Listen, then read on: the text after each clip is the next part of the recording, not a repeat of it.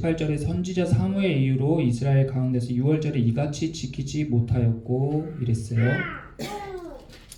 그러니까 아주 오랫동안 이 유월절 절기가 지켜지지 못했다는 거예요. 성경에서의 이 역사적 사건은 하나님 나라의, 그러니까 나라의 사건으로도 보고 또 이것이 한 개인의 역사로도 볼 수가 있습니다.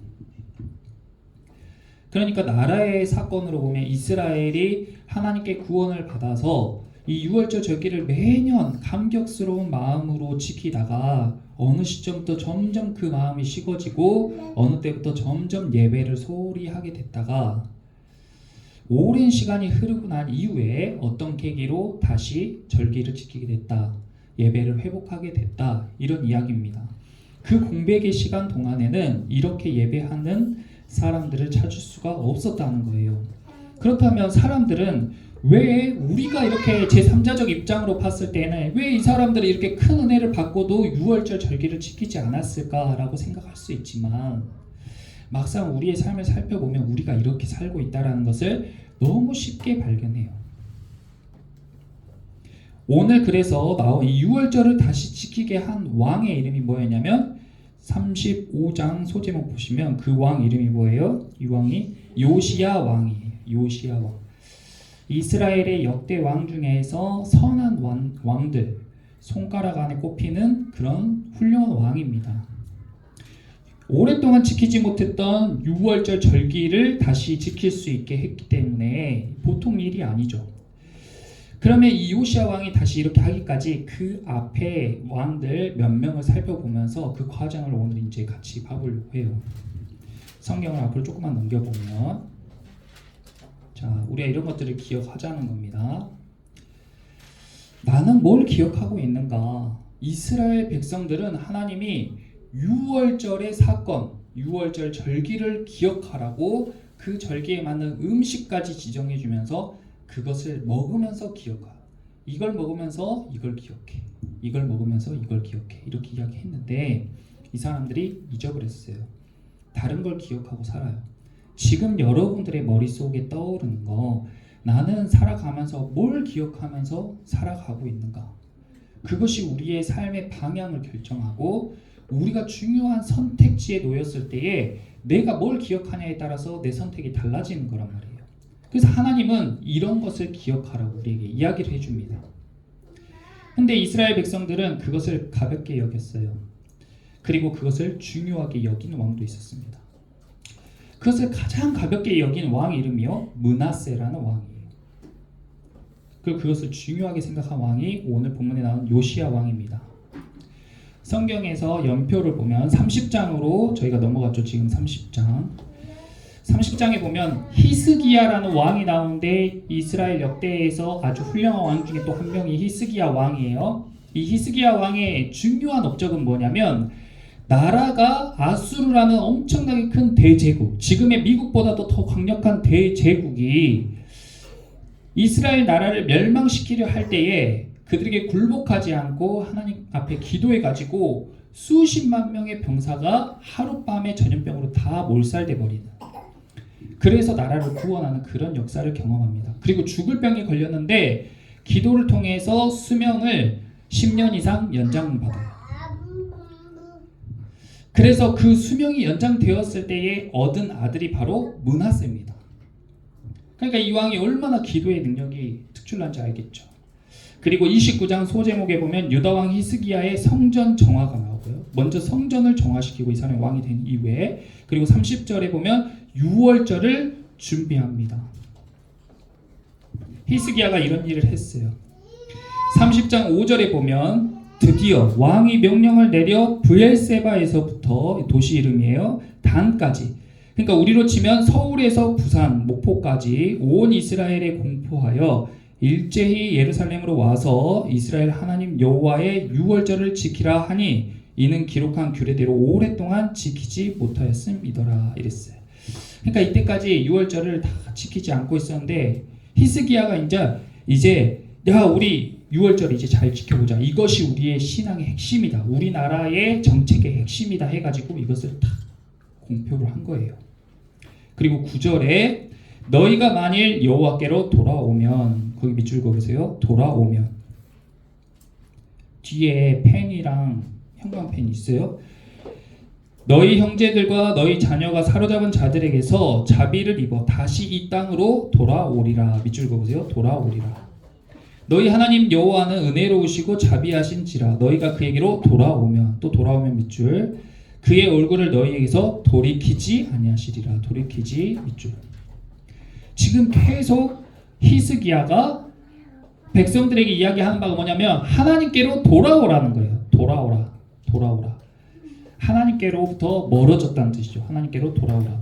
그리고 그 돌아오는 중요한 계기, 그리고 그것을 표현하는 방법이 유월절을 지키는 거였어요. 그랬더니 10절에 사람들이, 10절 마지막 줄 보세요. 사람들이 그들을 조롱하며 비웃었어요. 어떤 사람은 조롱하며 비웃습니다. 근데 11절에 어떤 사람들은 스스로 겸손한 마음으로 예루살렘에 이르렀어요. 그 12절에 하나님의 손이 또한 유다 사람들을 감동시켜 가지고 그들에게 왕과 방백들이 여호와의 말씀대로 전한 명령을 한 마음으로 준행하게 하셨습니다. 이렇게 어떤 사람들은 이런 왕의 모습을 보면서 조롱하고 비웃고, 어떤 사람들은 자기 스스로 겸손한 마음으로 예루살렘, 우리로 치면 교회죠. 교회에 가서 예배를 했다 그 말이에요. 이렇게 사람들이 갈려요. 그리고 13절에 보면 유월절을 성대하게 지킵니다. 히스기야가 이렇게 멋지게 유월절도 다시 지키고 백성들에게 야 우리 하나님을 잘 믿자 이렇게 이야기를 하면, 그러면 그들의 삶이 좋아져야 되잖아요. 잘 살게 되어야 되잖아요. 그런데 그 이후로 32장에 보면 아수르의 군대가 예루살렘을 위협했습니다. 이때 굉장히 큰 모욕을 당하고 사람들이 다 두려움에 떨어요. 전쟁과 그리고 멸망당할지도 모른다는 그런 두려움에 불불 떤단 말이에요. 아까 이야기한 것처럼 히스기야 왕은 이 위기를 잘 넘깁니다. 그리고 24절에 보면 병이 들지만 기도해서 그 병도 낫고 수명도 연장이 돼요. 그리고 27절에 보면 히스기야가 부와 영광을 한 몸에 다 받게 됩니다. 이것이 히스기야의 연대를 요약한 거예요. 그리고 나서 히스기야의 아들 므낫세가 나오는데, 어찌된 일인지 아버지는 엄청나게 신실한 크리스찬이었는데, 신실한 기독교인이었는데, 그의 자녀인 므낫세는 역대 왕 중에 최악의 왕으로, 최악의 하나님을 반역한 사람으로, 최악의 우상 숭배자로 기록이 돼요. 어떻게 이렇게 신실한 히스기야의 자녀가 이렇게 끔찍하고 악독하고 하나님을 대적하는 왕이 될 수가 있었을까? 이어서 역대하 33장에 보면 므낫세의 행적이 나오는데요. 33장 봐보세요. 33장 3절에 그의 아버지 히스기야가 헐어버린 산당을 다시 세우며, 이 산당은 산에 있는 우리로 치면 절이죠. 절이나 무당들의 그런 굿하는 집 이런 거 히스기야가 다 없애버렸어요. 그런 거 다 귀신이나 이방신이나 밀신을 섬기니까 다 없앴어요. 근데 이 아들이 다시 다 그걸 다 세운 거예요. 그리고 바알을 위하여 제단을 쌓고 아세라 목상을 만들며 하늘의 모든 일월 성신을 경배하며 섬기며, 아주 하나님이 싫어하는 짓은 다 골라서 해요. 6절에 또 흰놈의 아들 골짜기에서 그의 아들들을 불 가운데로 지나가게 하며, 이건 인신제사를 이야기합니다. 우리가 자녀를 낳는데 우리가 낳은 자녀를 불에다가 던지는 거예요.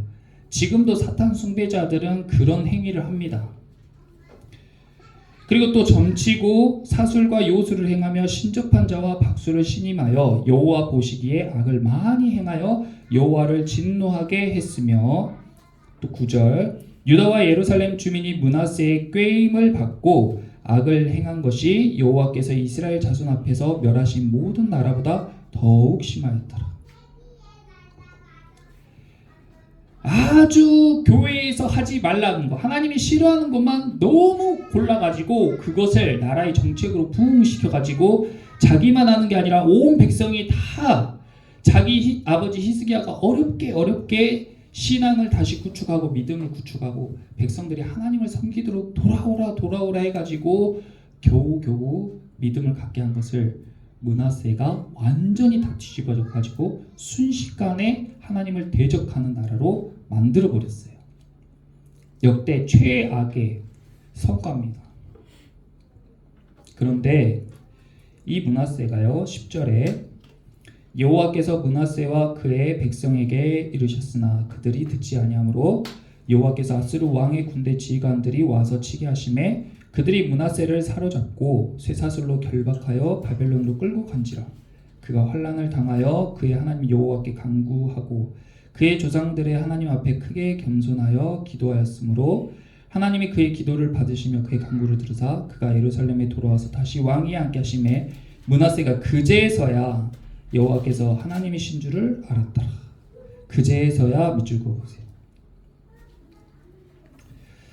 그제서야 므낫세가 여호와께서 하나님이신 줄 알았어요.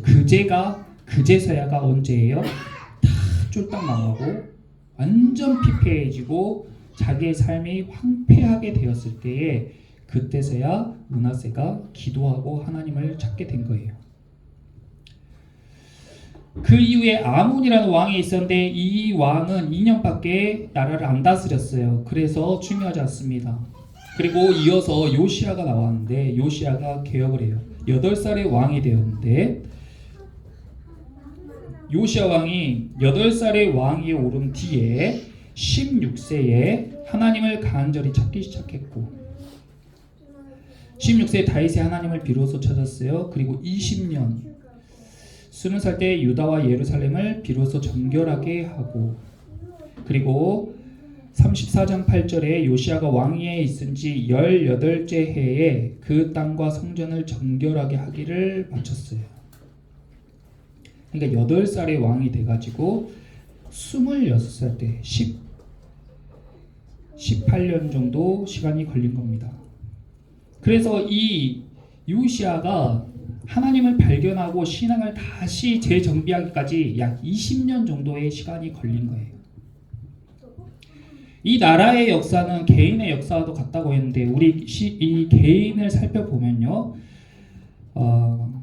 부모님을 통해서든 외부인을 통해서든 신앙생활하는 것을 잘 봤던 사람들이 너무 많아요. 특히 우리나라는 70년대, 80년대에 엄청난 기독교의 붐이었기 때문에 정말 그 복음을 안 들어본 사람이 거의 없을 정도로.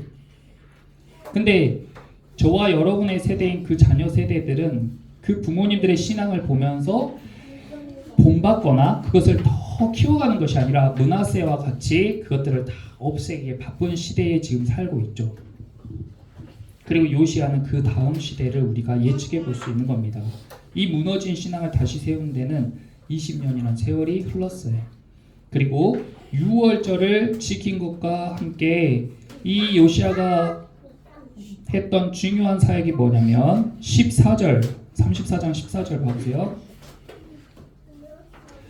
34장 14절 같이 한번 읽어보겠습니다. 시작. 우리가 여호와의 전에 헌금한 돈을 꺼낼 때에 제사장 hil기야가 모세가 전한 여호와의 율법책을 발견하고 율법책을 발견했어요. 그러니까 하나님의 말씀을 발견했다는 거예요. 그래서 요시야가 이 말씀을 보고 깨닫고 그리고 6월절을 지키기로 한 거예요. 성경이 제가 목회자가 성경을 묵상해가지고 설교로 아주 짧은 부분을 단편적인 부분을 삶에 적용시켜주는 것도 굉장히 필요하지만 이렇게 성경의 이야기들을 쭉 우리가 살펴보면서 스스로 성경의 역사를 알고 해석할 수 있는 능력이 있는 건 더 중요하죠. 므낫세에 대해서 이야기할 때 무조건 하나님을 잘 섬겨야 되는데 잘 안 섬겼다, 나쁘다 이렇게만 평가를 하는데 저와 여러분들 그리고 우리가 사는 시대의 많은 사람들은 히스기야나 요시야보다 므낫세에 가깝습니다. 그러니까 므낫세를 이해를 해야 돼요. 왜 므낫세는 아버지가 그렇게 신실하게 신앙생활하고 많은 적군들을 물리치고 병이 낫고 부와 영광을 얻는 걸 보면서도 왜 그 신앙을 지키지 않고 하나님께서 싫어하는 행위들만 골라서 했을까? 므낫세 입장에서 보면은 이렇게 생각해 볼 수가 있어요. 아버지가 죽고 난 이후에 어린 므낫세가 왕이 됐습니다. 그런데 그 므낫세가 왕이 되었을 때의 상황이요, 이런 상황이에요. 이게 어떤 상황이에요? 내가 왕인데 이 큰 나라의 왕이 아니라 요 안에 요 작은, 꼭 이 바다 위에 섬같이 생긴 이 작은 땅에 왕이 됐다고. 그러면 어때요? 왕의 자리가 위태롭죠. 언제든지 아수르가 쳐들어오면 멸망할 수도 있고 왕의 자리를 빼앗길 수도 있고, 그러니까 두려운 거예요. 그래서 므낫세는 첫째로 이 제국인 아수르 제국의 눈치를 볼 수밖에 없었던 거예요. 그래서 아수르가 섬기는 신, 아수르의 문화, 아수르가 좋아할 만한 행동, 이런 것들을 계속 할 수밖에 없었던 거죠. 두 번째로 어린 나이에 왕이 됐는데 이 나라에도 아버지가 너무 강력하게 종교개혁을 하다 보니까 그 아버지에 대해서 정치적으로 반감을 가진 사람들이 당연히 있겠잖아요. 우리나라도 대통령이 뭔가를 하는데 국회의원들이 반감을 가지니까 부딪히잖아요. 마찬가지로 므낫세는 어린 나이에 왕이 됐기 때문에 그 신하들을 자기 편으로 만들고 싶었을 거예요. 그러니까 어떻게 해요? 야, 네 말도 맞고 너 말도 맞다. 다 수용하는 거예요. 너 바알이 좋아? 오, 바알 섬겨. 너 아세라가 좋아? 아세라 섬겨. 괜찮아. 산당에서 예배하고 싶어? 산당에서 예배해. 하고 모든 규제와 제약을 풀어주는 거예요. 그렇게 해서 사람들 자기 편으로 만든 거죠. 그리고 아수르와 친하게 지내니까 어때요? 무역이 활발해지고 외교가 좋아져요. 그러니까 경제가 발전되니까 백성들이 칭찬해주는 게 너무 달콤한 거예요. 그러니까 점점 더 하나님의 율법의 규제를 다 풀어줍니다. 그러니까 백성들은 잘못된 자유를 누리면서 잠깐 그것을 즐기게 된 거예요. 므낫세도 그것이 좋은 일인 줄 알고 그렇게 했죠. 그런데 그 결과 어땠어요? 그 결과 그 잘못된 자유는 잠깐이었고 아수르에게 포로가 돼가지고 끌려가서 엄청난 고초를 당하고 하나님의 은혜로 다시 건져왔어요. 그래가지고 그때 그제서야 회개하고 기도하고 회복하려고 했지만 회복하지 못했죠. 자기가 잘못한 그 삶의 흔적들은 고스란히 다 자기가 책임져야 되는 짐으로, 고스란히 자기가 다 책임져야 되는 죄로 남아있는 거예요. 그리고 므낫세가 봤을 때 히스기야가 마냥 좋게 보였을까? 여러분은 살아가다가 자기가 경험할 수도 있고 가족이 경험할 수도 있고 아니면 주변에 그런 경험을 한 사람의 이야기를 들을 수도 있어요.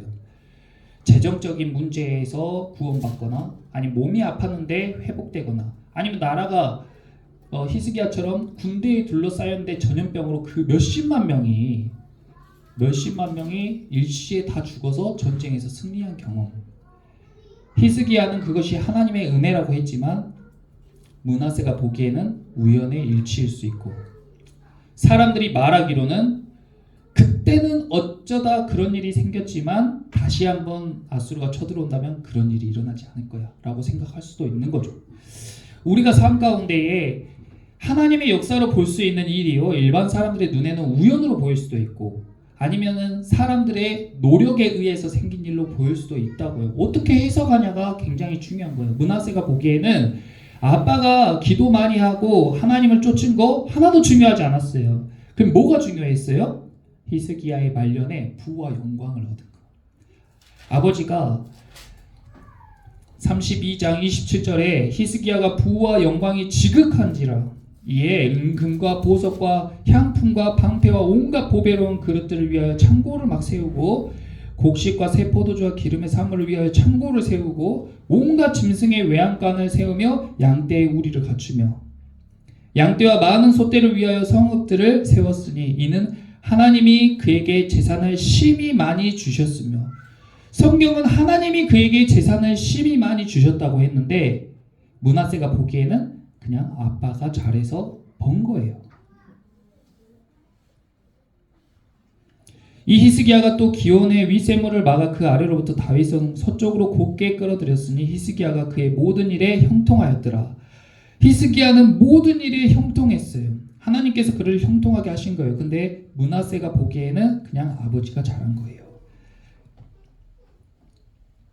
그래서 바벨론의 신하들이 히스기야에게 왔을 때 히스기야는 그 사람들을 데리고 자기가 가진 것들을 막 자랑했습니다.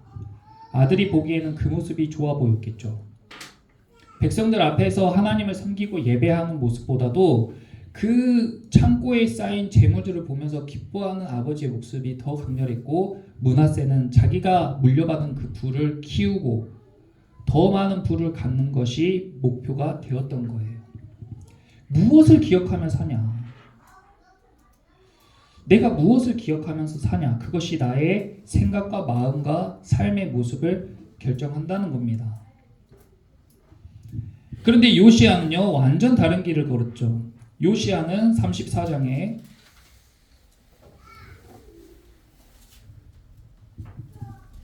율법책을 발견했어요. 그리고 35장에 유월절을 이제 지키게 되는데, 이 유월절을 지킬 때, 그러니까 우리가 하나님께로 회복할 때에 4절 보시면 4절 끝부분에 너희 족속대로 반열을 따라 스스로 준비하고, 거기 밑줄 보세요. 스스로 준비하고, 스스로 동그라미 준비 동그라미. 또 6절에 스스로 성결하게 하고, 스스로 동그라미 성결 동그라미. 저희가 수요 예배의 제목이 성결 이루다예요. 성결이 뭐냐면 하나님을 닮아가는 거예요. 하나님을 닮아가는 게 뭐가 좋아요? 하나님을 닮아가는 것보다 돈 많은 게 좋잖아요. 그것이 므낫세의 생각입니다. 요시야는 다르게 생각했어요. 그래서 사람들에게 그것을 이야기했더니 사람들이 스스로 준비를 해요. 그리고 스스로 성결하게 되었어요. 이것이 굉장히 중요합니다. 나의 삶을 변화시키고 나의 삶을 개혁하는 데 있어서 왕이 아니면 옆에 있는 사람이 바꿔줄 수가 없어요. 절대 하나님을 믿는 신앙생활은 옆에 있는 사람의 잔소리나 도움이나 헌신이나 기도로 되는 것이 아닙니다. 스스로 준비하고 스스로 성결하게 해야 돼요. 그것이 첫 번째예요.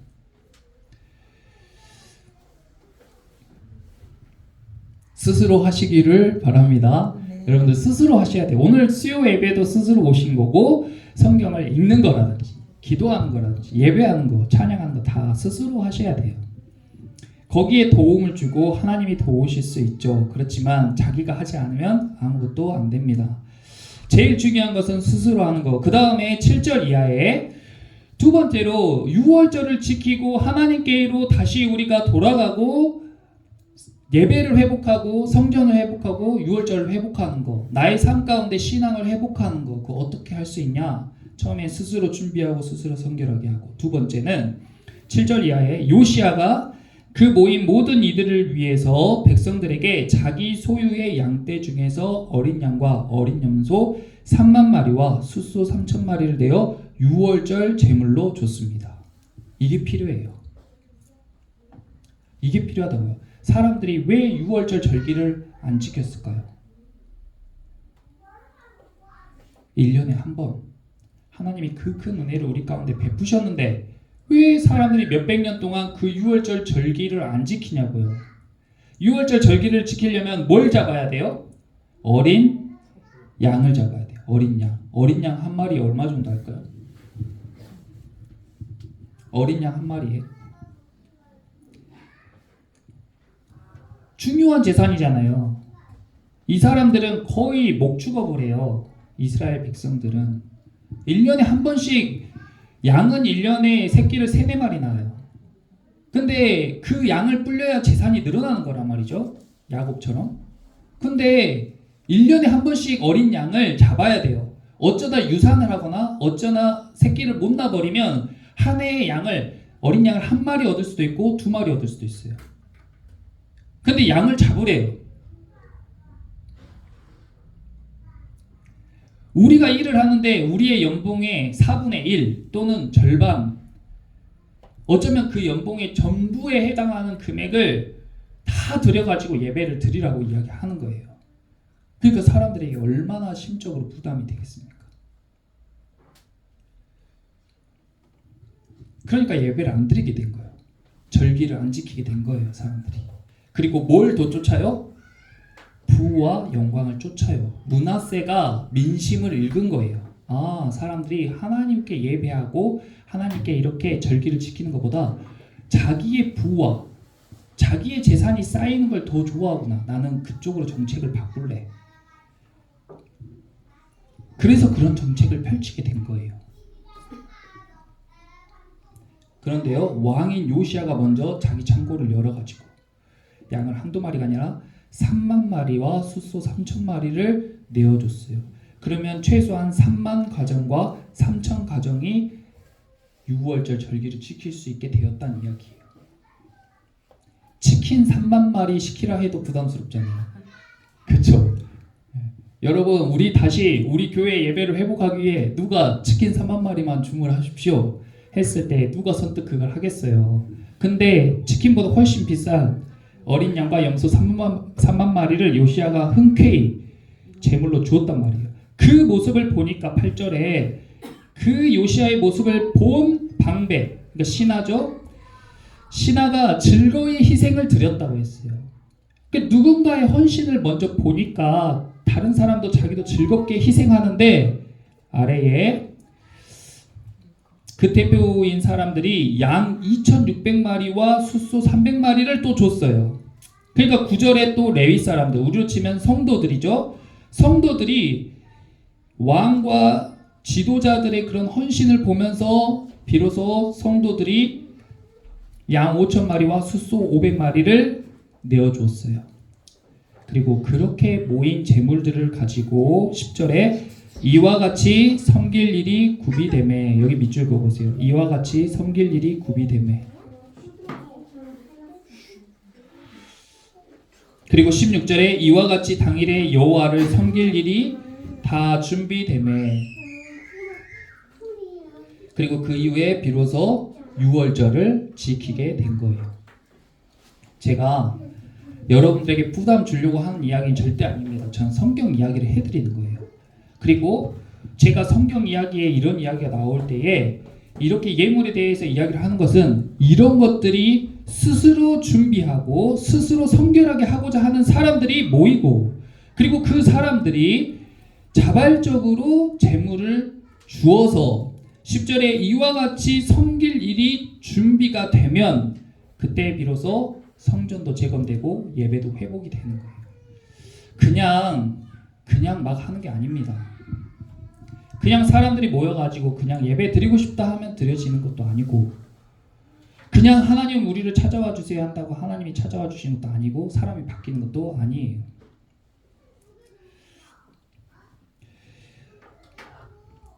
지도자들이 왕이 준비되어야 되고, 제사장들이 준비되어야 되고, 14절에 레위 사람들이 준비되어야 되고, 15절에 노래하는 자들이 준비가 돼야 돼요. 그래서 16절에 이와 같이 당일에 여호와를 섬길 일이 다 준비되면, 당일에 섬길 일이 준비되면 예배 당일에 미리 와서 예배도 준비하는 사람이 있고, 식사도 준비하는 사람이 있고, 노래도 준비하는 사람이 있고, 이와 같이 당일에 준비가 다 되면 그때 비로소 예배를 드리는 거예요. 그리고 18절에 선지자 사무엘 이후로 이스라엘 가운데서 유월절을 이같이 지키지 못했다고 했어요. 근데 우리가 처음에 살펴본 것처럼 히스기야 때 유월절을 지켰어요? 안 지켰어요? 히스기야 때 유월절을 지켰어요. 근데 여기에서 선지자 사무엘 이후로, 선지자 사무엘은 다윗보다도 이전 시대 사람입니다. 아주 오래전 사람이에요. 근데 선지자 사무엘 이후로 이같이 이스라엘 가운데서 유월절을 지키지 못했대요. 히스기야 시대에 유월절 절기를 지켰는데, 왕이 이야기해서 유월절 절기를 지켰는데 그때 이야기를 하지 않는 거예요. 그러면 다시 이야기해 볼까요? 절기를 지키는 건 예배했다는 이야기예요. 선지자 사무엘 이후에 이런 예배가 없었다 그런 거예요. 예배가 없었어요? 예배가 있었죠. 히스기야 때도 예배를 잘 드리자고 했잖아요. 그리고 그때 사람들이 11조도 했습니다. 힘껏 했어요. 그런데 성경에서 하나님은 사무엘 이후에 이런 예배가 없었다고 하는 거예요. 왜요? 이렇게 준비가 안 되니까요. 10절에 이와 같이 섬길 일이 구비가 되고, 16절에 이와 같이 당일에 여호와를 섬길 일이 다 준비되니까 비로소 이렇게 절기를 지킬 수 있게 된 겁니다. 스스로 준비하는 사람, 스스로 성결하게 하고자 하는 사람들이 모여서 준비하고 예배하는 예배가 다르다는 거예요. 다르다는 거예요. 우리가 형식적으로 목회자가 예배를 준비하고 성도들이 모여서 자, 우리 이제 예배를 합시다 하고 드린다고 다 예배가 되지 않는다. 물론 중요하죠. 중요한데 이런 예배는 요시야가 했던 이런 예배는 그냥 할 수 있는 것이 아니라는 겁니다.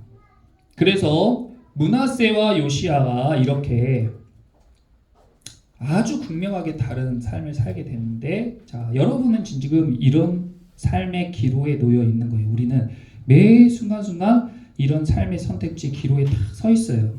그리고 이때 뭘 하냐? 우리가 이걸 선택하기 위해 뭘 해요? 머릿속에서 기억을 한다고요. 기억.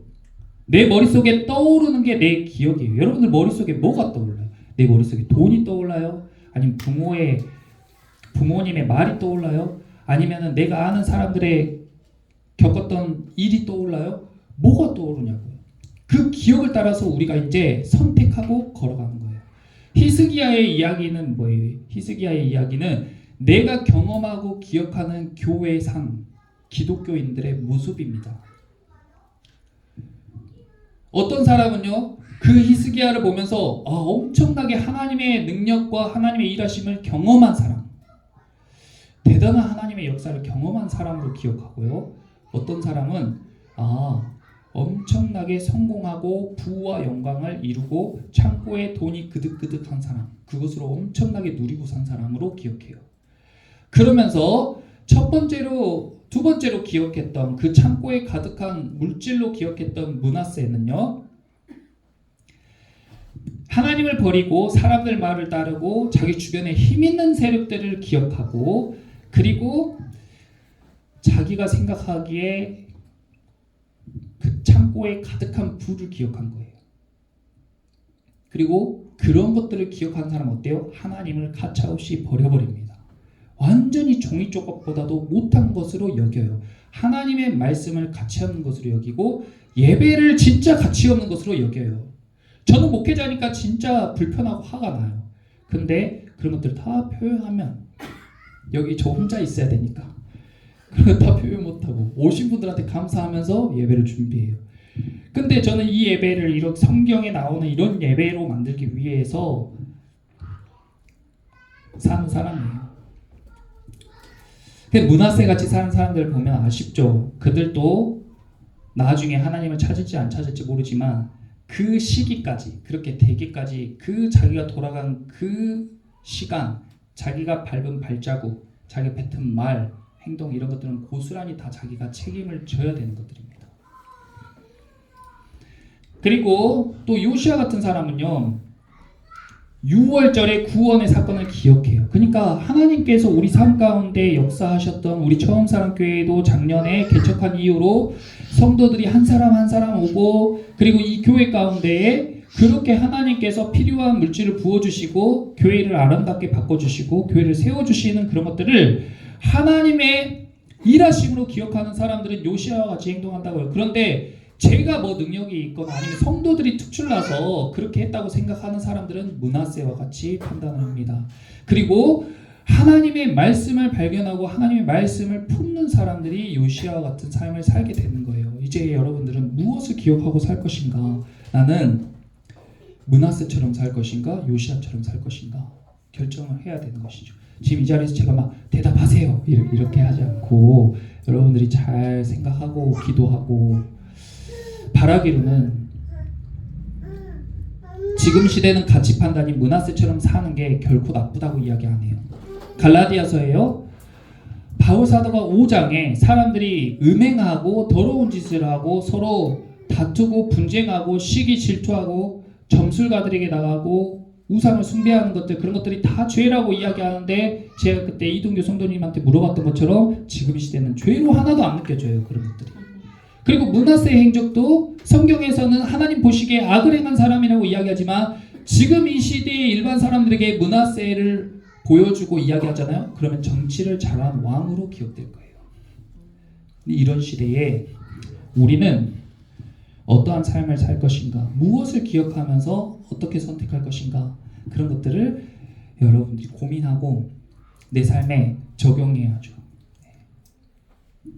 그런 것들을 잘 기억해가지고 오늘 이제 지난 시간에 6월절을 우리가 6월절의 의미를 나눴고 오늘은 그 6월절을 기억하는 것에 대한 의미를 나눴어요. 그런 것들을 내 삶 가운데서 주일날 드렸던 예배를 기억하고 하나님이 내 삶 가운데 역사하셨던 그 사건을 기억하고 또 목회자의 말씀을 기억하고 찬양과 기도의 응답 이런 것들을 기억하시는 저와 여러분 되시기를 예수님의 이름으로 축복합니다. 우리